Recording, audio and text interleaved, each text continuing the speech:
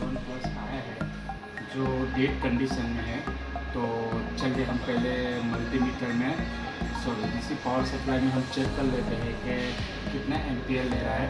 उसके बाद में हम डायग्नोस करेंगे कि कहाँ से प्रॉब्लम है। तो सबसे पहले ये मैंने ये सब सारे स्क्रू ओपन कर लिए हैं। अभी हम ये डिस्प्ले को निकाल देते हैं और देखते हैं डीसी पावर सप्लाई में कितने एम्पियर ले रहा है। सही है, तो इसके लिए में हम क्या करेंगे, हम डीसी पावर सप्लाई को चेक करेंगे। यहाँ पे एम्पियर दिखाएंगे। देखो हम यहाँ पे ग्राउंड कर दिया है।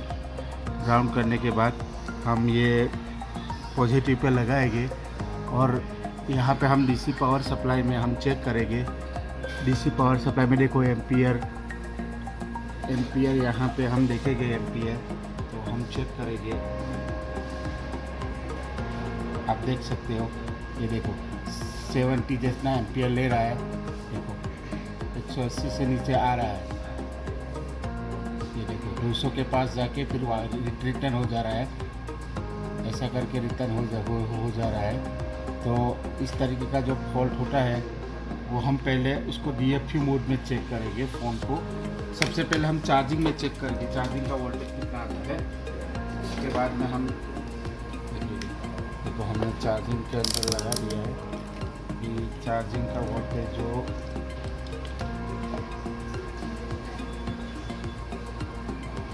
आप देखोगे चार्जिंग का वोल्टेज, ये देखो चार्जिंग का वोल्टेज एकदम सही ले रहा है। चार्जिंग का वोल्टेज सही ले रहा है। तो हम क्या करते हैं, एक बार हम DFU मोड में देख लेते हैं कि फ़ोन DFU मोड में जा रहा है। तो इसके लिए हम कंप्यूटर में यहाँ पर चेक करेंगे।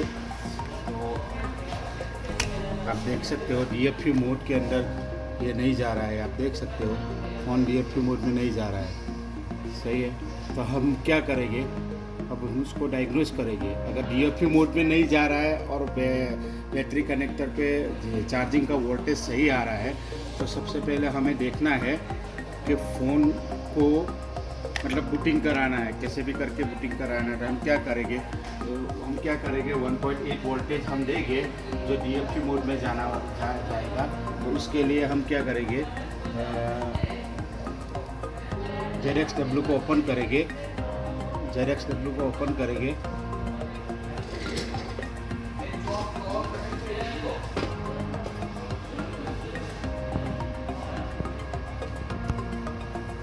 उसके बाद में iPhone 7 प्लस ये Qualcomm है, उसको हम ओपन करेंगे। तो हमें देखना है कि DFU मोड में ये TP जो दिया है वो DFU मोड का TP है। ये वाला DFU मोड का TP है। यहाँ से हम कहीं से भी उठा के 1.8 वोल्टेज यहाँ पे दे देंगे। अगर ये 1.8 वोल्टेज यहाँ पे हम दे देते हैं तो मतलब फ़ोन DFU मोड में चला जाएगा। अगर DFU मोड में चला जाए तो उसके बाद में हमको फ्लैश करके देखना है। फ्लैश के दौरान लोगो आना चाहिए। सही है, अगर एक बार लोगो आ जाता है तो उसका मतलब ये होता है कि हमारा रैम ओके है, तो फ़ोन का रैम ओके है। तो सबसे पहले क्या करते हैं, 1.8 वोल्टेज का हम यहाँ कहीं पे भी 1.8 वोल्टेज जो दिया होगा, ये देखो 1.8 वोल्टेज, यहाँ से हम जंपर उठा के यहाँ देंगे। यहाँ से यहाँ जंपर देंगे और फ़ोन को DFU मोड में ले जाएंगे और फिर देखेंगे कि लोगो आता है कि नहीं। हमने क्या कर लिया, अभी फ़ोन को निकाल देते हैं। मदरबोर्ड को निकाल के 1.8 वोल्टेज हम देंगे। तो सबसे पहले हम क्या करेंगे, 1.8 वोल्टेज यहाँ से एक जंपर लेंगे, जो माइक्रो जंपर हम लगाएंगे। तो ये यहाँ से हम थोड़ा वायर को काट देते हैं। 1.8 वोल्टेज एक जंपर देना है हमें। तो हम क्या करेंगे, ये यहाँ पे हम जंपर लगाएंगे 1.8 वोल्टेज का।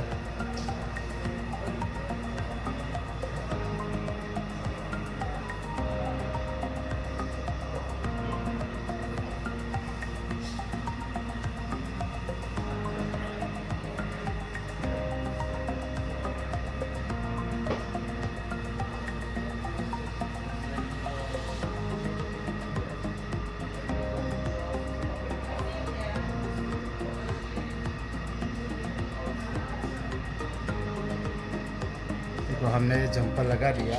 हम क्या करेंगे, अभी हम उसको बोर को लगा देंगे और जिनके साथ उसको कनेक्ट कर देंगे। और अब हम क्या करेंगे, बैटरी को नहीं कनेक्ट करना है। जब ये जंपर लगाते हैं तो बैटरी को नहीं लगाने का, एक बार कनेक्ट हो जाए उसके बाद में फ़ोन कनेक्ट हो जाए पीसी के अंदर, उसके बाद में जंपर को निकाल देना है। तो हम क्या करेंगे, अब फिर से वहीं पे कंप्यूटर पे चले जाएंगे और यहाँ पे हम देखेंगे यहाँ पे हम कनेक्ट करने जा रहे हैं। देखो हम यहाँ पे कनेक्ट करने जा रहे हैं फ़ोन को। तो अभी ये फ़ोन कनेक्ट होना चाहिए क्योंकि हमने DFU मोड का जंपर लगा दिया है। ये अभी कनेक्ट हो गया। हम क्या करेंगे, ये जंपर को निकाल देंगे। जंपर को मैंने निकाल दिया। अब बैटरी को कनेक्ट कर देंगे। बैटरी को कनेक्ट करने के बाद यहाँ पे फ्लैश दे देंगे।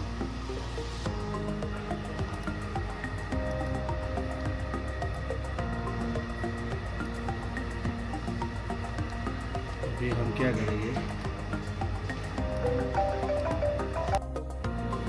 ये रही इसकी फाइल को सिलेक्ट कर लेंगे।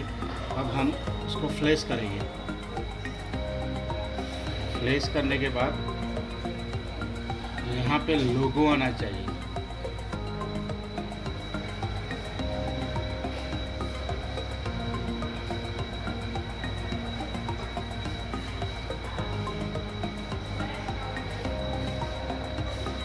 अभी फाइल अपलोड हो रही है। ये देखो फाइल अभी फ्लैश स्टार्ट हो गया है।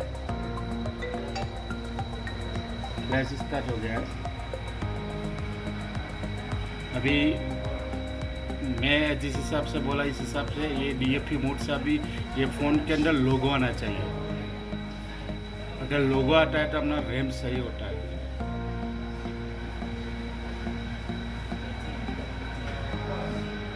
ये देखो, इसका मतलब रैम सही है।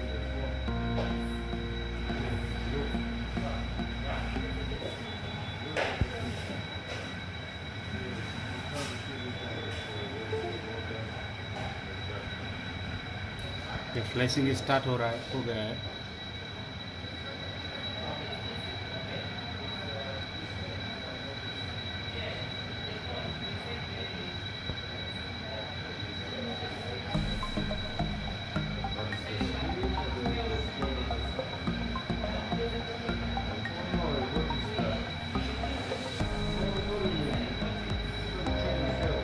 रिस्टोर में जाके रुका है 21 में, शायद कोई एरर दे देगा।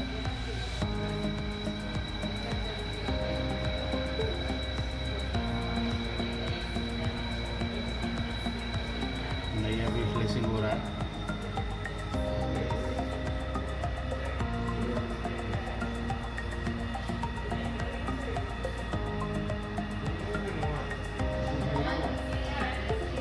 ये देखो अभी एरर दे दिया है, एरर 9 दे दिया है। तो हम क्या करेंगे, हम फ़ोन को फिर से ओपन करके उसका नेट आईसी निकालेंगे। नेट आईसी निकाल के फिर हम चेक करेंगे ये कहाँ से प्रॉब्लम है।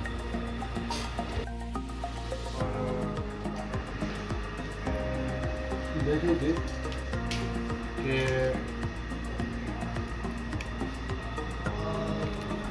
चेक करेंगे। जंपर भी निकाल देते हैं। नेट आईसी को निकाल दिया, मदरबोर्ड को ओपन कर लिया है। अब हम क्या करेंगे, नेट आईसी को निकालेंगे।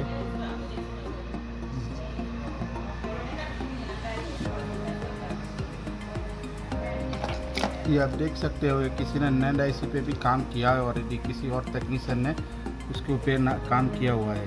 तो हम क्या करेंगे, थोड़ा फ्लक्स लगा के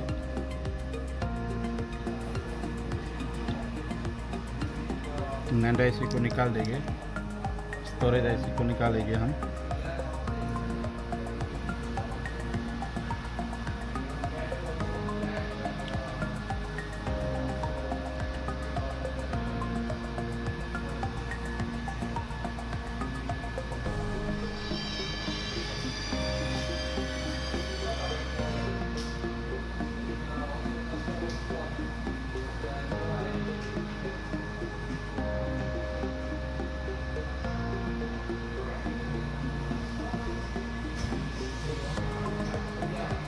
के किसी और टेक्नीशियन ने इसके पे काम किया हुआ है।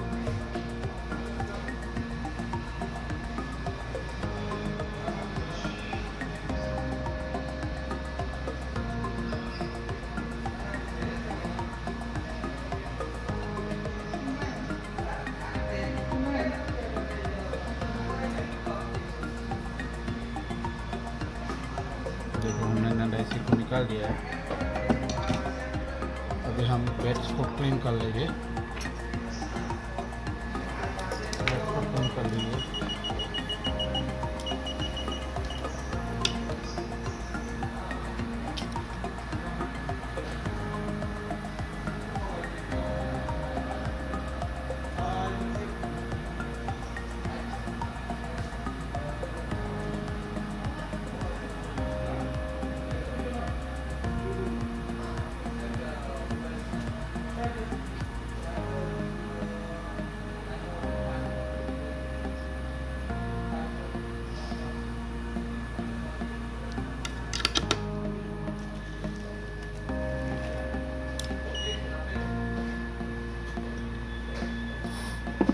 देख सकते हो हमने प्लेट को क्लीन कर लिया है।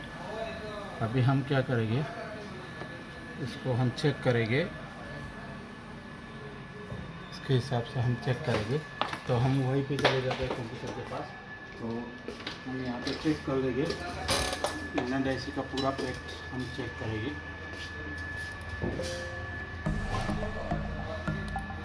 तो सबसे पहले ये देखो, यहाँ पे हम चेक करेंगे उसका जो वैल्यू पूरा चेक करेंगे। तो मल्टीमीटर को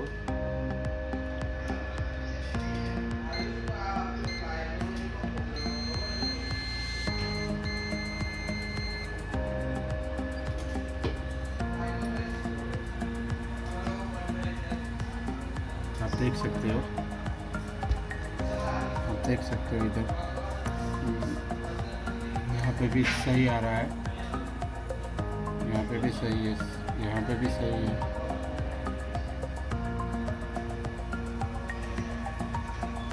ये पूरे पेज पे सही है। इधर हम चेक करेंगे।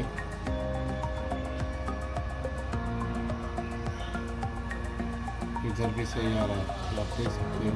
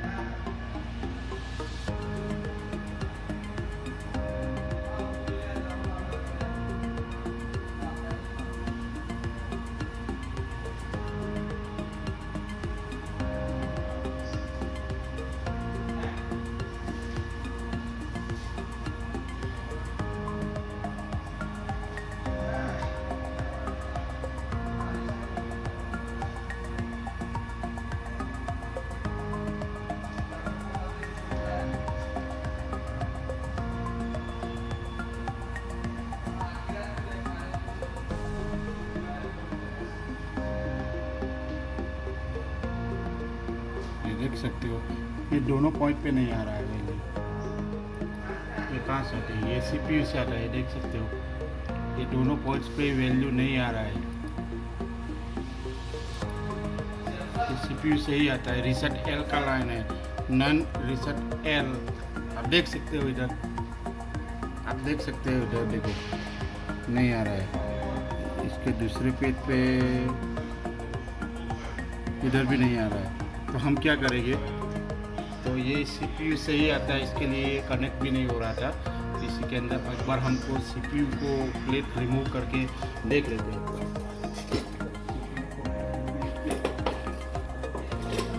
प्लेट रिमूव करके देख लेते हैं।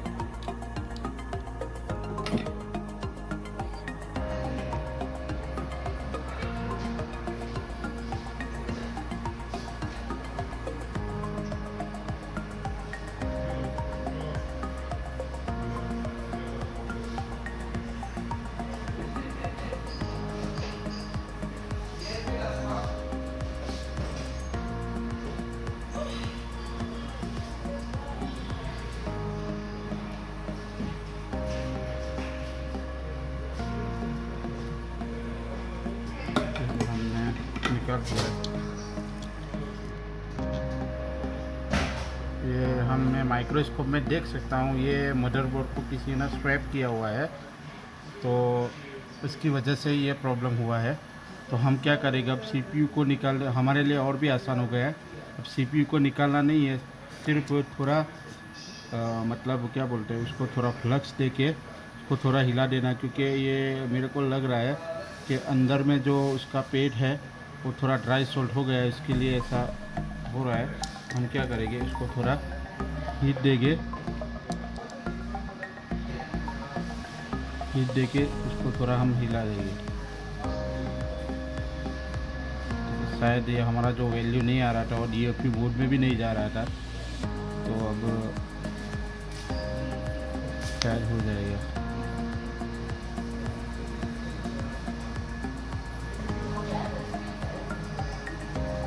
ये किसी ने मदरबोर्ड को पहले स्वैप किया हुआ है।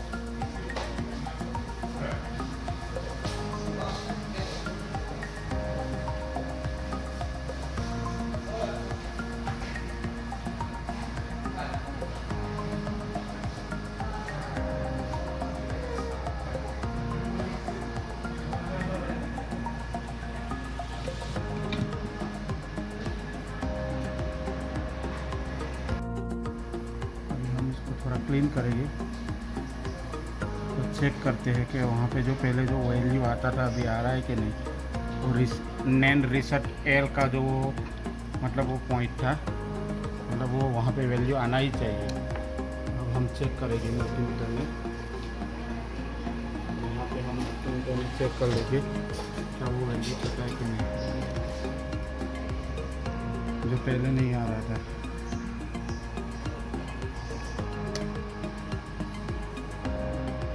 ये देख सकते हो, देखो ये वैल्यू आ रहा था, ये पहले वैल्यू नहीं आ रहा था, अभी ये आ गया है। ये देखो, देख सकते हो दोनों पे आ गया है वैल्यू। तो हम क्या करेंगे, अब हम नैंड आईसी को रिमूव करेंगे, फिर से वहाँ पर बिठा देंगे। तो हम क्या करेंगे, अभी नैंड आईसी को रिमूव करेंगे।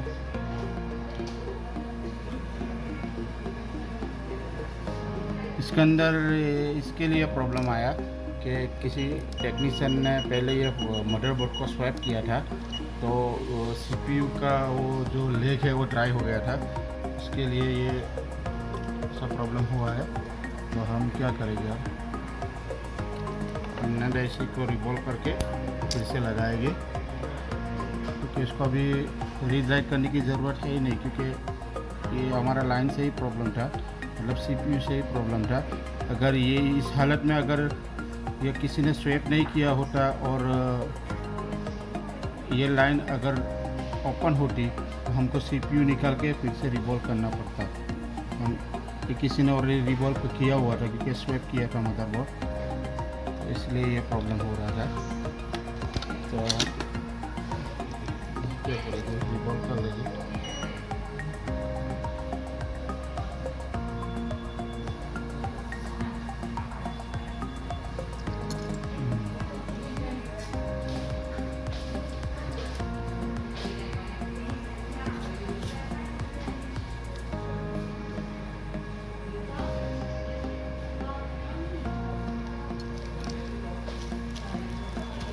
से क्लीन कर लेता हूँ।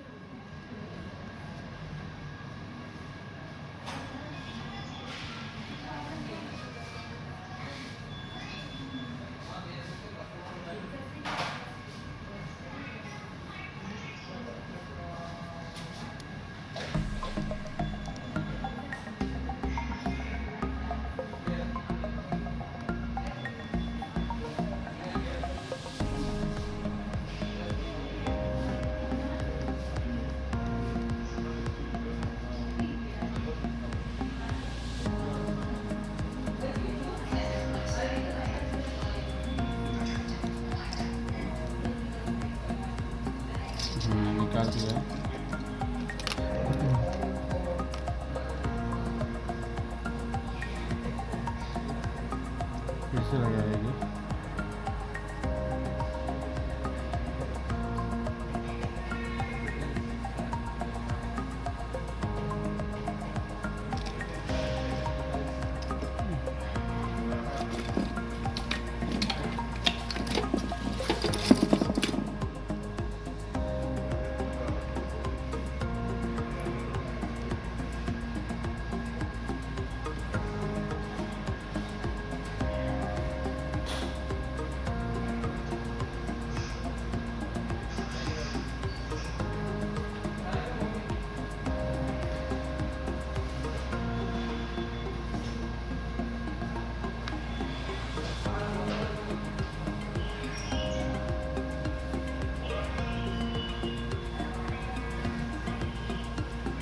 इसी को रिमूव कर लिया है। अब हम क्या करेंगे, थोड़ा क्लीन करेंगे इसको।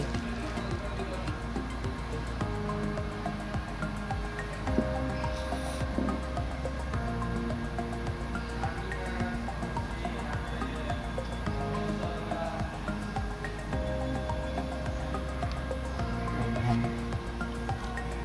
इसको इंस्टॉल करने जा रहे हैं।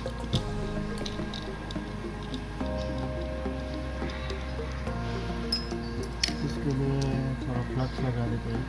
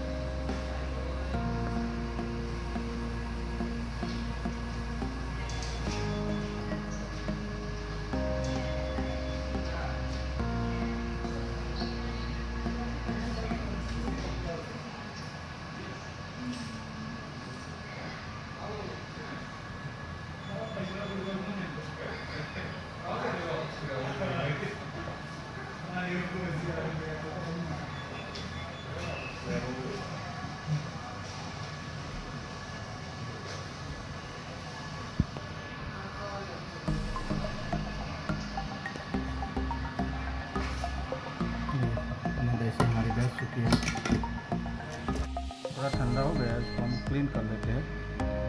इसी की साइड को हम क्लीन कर लेते हैं और फिर हम चेक करेंगे कि ये जो हमारा प्रॉब्लम था वो सॉल्व हुआ कि नहीं।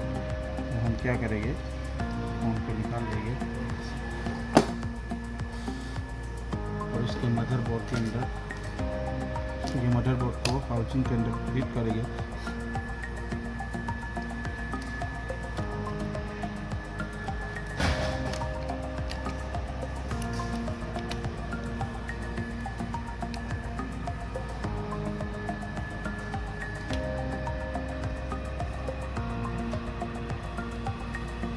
क्या करें, एलसीडी को कनेक्ट करेंगे, डिस्प्ले को कनेक्ट कर देंगे, डायरेक्ट चेक करेंगे कि हमारा फोन ऑन होता है कि नहीं।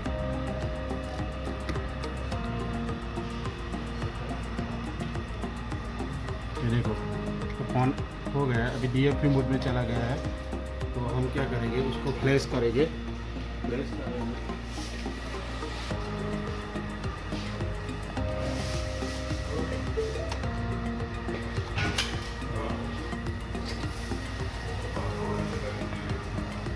फाइल के मैंने लगाई हुई थी, अभी हम प्लेस करेंगे। देखो प्लेस हो रहा है। पहले 24 पे अटक गया था।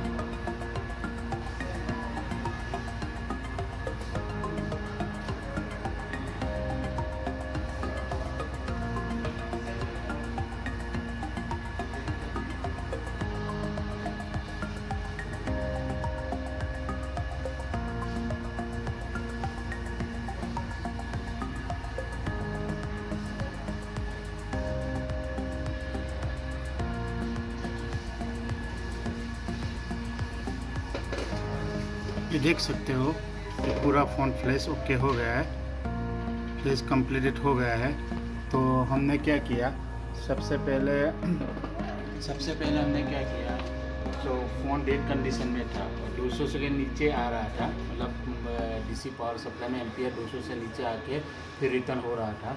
तो हमने क्या किया, फिर पीसी में कनेक्ट करके देखा, पीसी में कनेक्ट नहीं हो रहा था। तो हमने क्या किया, DFU मोड को बाय फोर्स हमने 1.8 वोल्टेज देके, और TP पे 1.8 वोल्टेज देकर हमने DFU मोड में ले गए। DFU मोड में इसलिए लेके गए कि हमको चेक करने का था कि हमारे फ़ोन का जो रैम है ओके है कि नहीं। तो वो लोगो आ गया, तो उसका मतलब है कि हमारे फ़ोन की रैम ओके थी। तो फिर हमने क्या किया, ये पहले वो चारों इसके पीसी में कनेक्ट नहीं हो रहा था, तो उसके लिए हमने NAND IC को निकाला। NAND IC को निकालने के बाद हमने पूरा टेस्ट चेक किए जो NAND IC के होते हैं।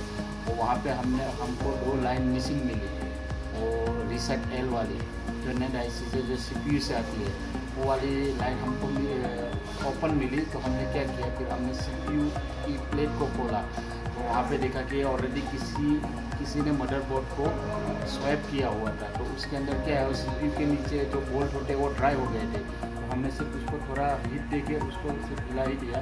उसके बाद में वो जो रीडिंग नहीं आ रहा था वो रीडिंग आ गया।